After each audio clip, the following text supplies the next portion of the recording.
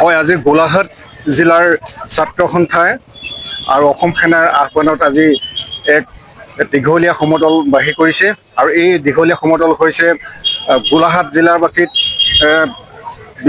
বিভিন্ন সময়ত আমি দেখা পাই আহিছোঁ নৱপ্ৰজন্মৰ মাজত আচলতে ড্ৰাগছৰ যি বিভীষিকাই আচলতে গোলাঘাট জিলাখনৰ লগতে সমগ্ৰ ৰাজ্যবাসীক কেনেকৈ জীয়াতু ভোগাইছে আৰু নৱপ্ৰজন্মই আচলতে ড্ৰাগছ সেৱন কৰি এটা পৰিয়াল কেনেকৈ ধ্বংস কৰিছে আৰু এই ধ্বংস কৰাৰ বিনিময়ত এই মষিমূৰ কৰিবৰ কাৰণে সদৌ অসম ছাত্ৰ সন্থাৰ লগতে গোলাঘাট জিলাৰ ছাত্ৰ সন্থাই এটি বৃহৎ সমদল বাহিৰ কৰিছে। মই সমগ্ৰ পৰিৱেশটো অকণমান দেখুৱাইছোঁ, এয়া মই দেখুৱাই আছোঁ।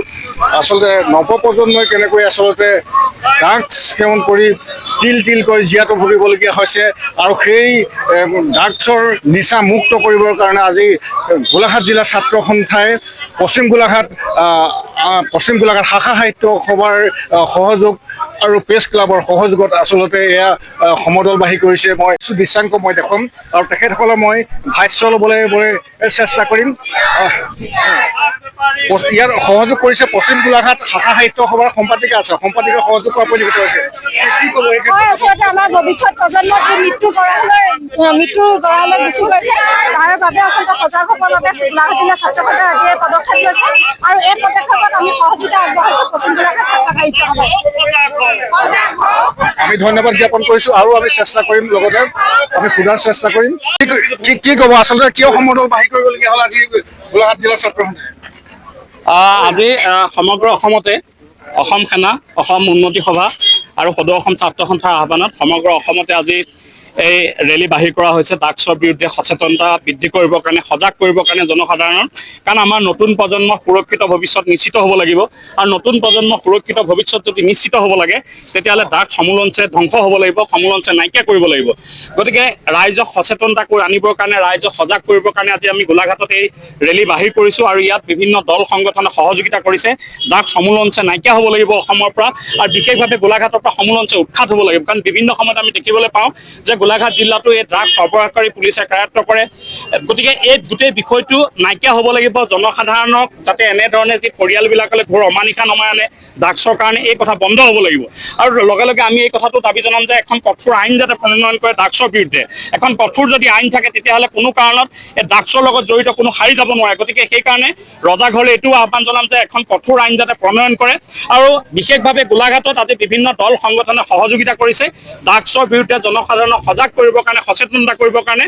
গতিকে আমাৰ কথা স্পষ্ট, এখন ড্ৰাগছ মুক্ত অসম গঢ়িব লাগিব। গতিকে আৰু এই কাৰণে আমি সকলো ৰাইজৰ, সকলো দল সংগঠন আমি সহযোগিতা কামনা কৰিছোঁ। আচলতে এইটো এক সময়োপযোগী পদক্ষেপ।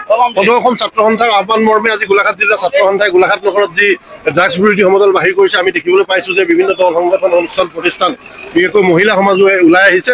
আৰু এইটো আচলতে নগৰত, চহৰেই নহয়, সমগ্ৰ অসমৰ গোলাঘাট জিলাৰ গাঁৱে ভূঞে সকলোতে আচলতে এনেধৰণে স্বতঃস্ফূৰ্তভাৱে ৰাইজ ওলাই আহিব লাগিব। ড্ৰাগছৰ যি ভয়াৱহতা বৰ্তমান নৱপ্ৰজন্মক পংগু কৰা এই ড্ৰাগছক সমূলঞ্চে নিক্ষেপ নকৰিলে আচলতে আমাৰ যি নৱপ্ৰজন্ম, আমাৰ উঠি অহা যুৱক যুৱতীসকল ভৱিষ্যত নিশ্চয় অন্ধকাৰচ্ছন্ন হ'ব।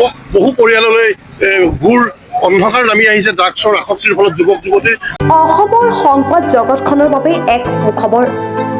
নৰৱ ৯,০০০ প্ৰায় ৩০ বছৰীয়া অভিজ্ঞতা পুষ্ট সাপ্তাহিক কবচ পুনৰ এবাৰ ৰাজ্যৰ মাজলৈ।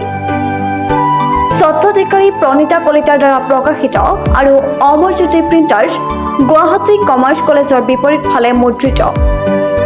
আমাৰ ঠিকনা মুখ্য কাৰ্যালয় অসম ফৰেষ্ট স্কুল, হৰি মন্দিৰ পথ, গুৱাহাটী আৰু অস্থায়ী কাৰ্যালয় কলিতা মাৰ্কেট, বিজয়নগৰ, কামৰূপ, অসম। মোবাইল নং 9435114666 আৰু 7024722813। Mail ID probhatiahom@gmail.com।